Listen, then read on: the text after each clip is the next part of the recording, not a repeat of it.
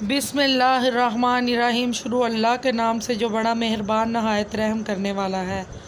دوپہر کا وقت تھا اور شدید گرمی کا موسم تھا۔ میں کھیتوں کو پانی لگا کر واپس گھر آ رہا تھا۔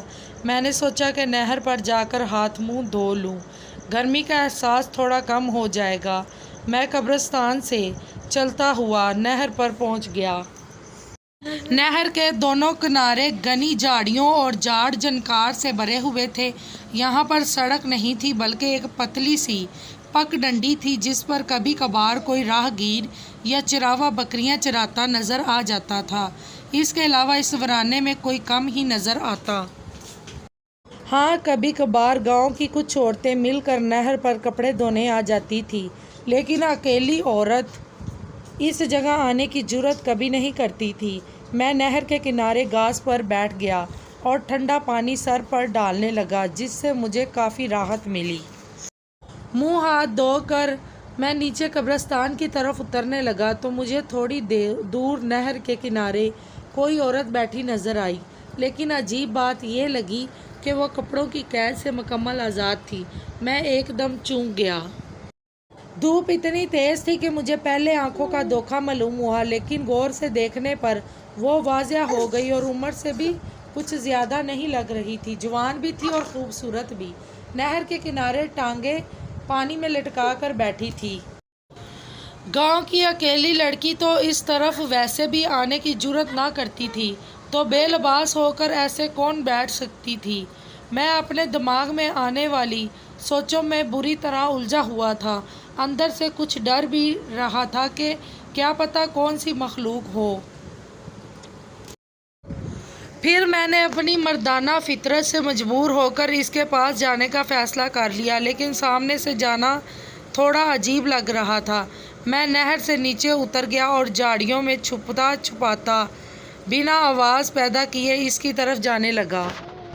جب مجھے اندازہ ہو گیا کہ میں اس کے بالکل پیچھے پہنچ گیا ہوں تو میں آہستہ آہستہ نہر کے کنارے پر چڑھنے لگا۔ اچانک میرا پاؤں جھاڑیوں میں الجھا اور میں منہ کے بل زمین پر گر گیا۔ اسی وقت ایک زور کی آواز آئی، جیسے کوئی پانی میں کودا ہو۔ میں جلدی سے اٹھ کر جب نہر کے کنارے پر چڑھا تو وہاں کوئی نہیں تھا۔ نہر کے پرسکون پانی میں ہلچل سی مچی ہوئی تھی۔ صاف پتہ لگ رہا تھا کہ اس لڑکی نے نہر میں چھلانگ لگائی ہے، لیکن اس نے ایسا کیوں کیا اور کب تک وہ پانی میں رہے گی؟ میں کنارے پر کھڑا دیکھتا رہا کہ وہ اب باہر آتی ہے کہ تب، لیکن حیرت انگیز طور پر وہ باہر نہیں آئی۔ جہاں پر وہ بیٹھی تھی وہاں 2 چوڑیاں پڑی ہوئی تھی۔ میں نے وہ اٹھا کر جیب میں رکھ لی اور حیران اور پریشان ہو کر گھر واپس آ گیا۔ رات دیر تک میں اس بے لباس حسینہ کے بارے میں سوچتا رہا، اس کی چوڑیاں بار بار دیکھتا رہا، پھر سونے سے پہلے چوڑیاں تکیے کے نیچے رکھ دی۔ صبح سو کر اٹھا تو تکیے کے نیچے سے چوڑیاں غائب تھیں۔ میں کافی دیر ڈھونڈتا رہا لیکن وہ نہ ملی۔ جیسے ہی دوپہر کا وقت ہوا میں چپکے سے اٹھا اور بلا مقصد نہر کی طرف چل پڑا۔ پتہ نہیں کیوں مجھے امید سی تھی کہ وہ لڑکی آج بھی وہاں ہوگی۔ میں جیسے ہی قبرستان سے گزر کر نہر پر چڑھا، مجھے وہ اس طرح بنا لباس کے نہر کے کنارے بیٹھی نظر آ گئی۔ میرا دل زور زور سے دھڑک رہا تھا۔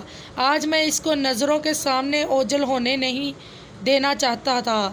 میں لمحہ بہ لمحہ اس کے قریب ہوتا گیا اور پھر اتنا قریب ہو گیا کہ اس کا جسم اچھی طرح میری نظروں کے سامنے آ گیا۔ خوبصورت لڑکی تھی اور جس حالت میں بیٹھی تھی میں سب کچھ بھول کر اسی کی طرف دیکھنے پر مجبور تھا۔ اچانک مجھے محسوس ہوا کہ وہ کچھ زخمی ہے۔ اس کے جسم پر جگہ جگہ زخموں کے نشانات تھے، جیسے کسی نے اس کو بے دردی سے مارا ہو۔ اس کے باوجود اس کا حسن بے مثال تھا۔ میرے لیے وہ منظر ایک عجوبے سے کم نہیں تھا۔ اچانک اس نے سر گھما کر میری طرف دیکھا اور پانی میں کود گئی۔ میں آگے بڑھ کر اس کو روکنا چاہتا تھا لیکن تب تک دیر ہو چکی تھی۔ میں کنارے پر کھڑا کافی دیر اس کے پانی سے باہر نکلنے کا انتظار کرتا رہا، مگر آج بھی انتظار بیکار ہی گیا۔ جہاں وہ بیٹھی تھی وہاں پر مجھے وہی 2 چوڑیاں نظر آئیں۔ میں نے وہ چوڑیاں ایک بار پھر سے اٹھا لی۔ یہ چوڑیاں تو رات میرے پاس تھی، اب پھر یہاں کیسے آ گئی؟ مجھے لگا شاید یہ سب میرا وہم ہے یا شاید خواب، لیکن یہ حقیقت تھا۔ میں نے چوڑیاں جیب میں رکھ لی اور واپسی کے لیے مڑا۔ میں اس زخمی بے لباس حسینہ کا راز جاننے کے لیے بے تاب تھا۔ نہر سے نیچے اتر کر قبرستان میں پہنچا تو قبرستان کا گورکن بابا اپنی جھونپڑی کے اندر بیٹھا مجھے ہی دیکھ رہا تھا۔ اس نے مجھے اشارے سے پاس بلایا اور مسکرا کر کہنے لگا، لاؤ وہ چوڑیاں مجھے دے دو، تم سے وہ پھر واپس لے جائے گی۔ میں حیران رہ گیا کہ بابا جی کو میری جیب میں موجود چوڑیوں کا کیسے پتہ چلا۔ اس سے پہلے کہ میں کچھ بولتا، بابا جی نے میرا ہاتھ پکڑ کر قریب بٹھا لیا اور کہنے لگے بیٹا غور سے سنو۔ آج سے 22 سال پہلے کا واقعہ ہے۔ ایک دوپہر میں اپنی جھونپڑی میں بیٹھا اونگ رہا تھا۔ اچانک مجھے شور کی آواز سنائی دی۔ کوئی لڑکی تھی جو مدد کے لیے چیخ رہی تھی۔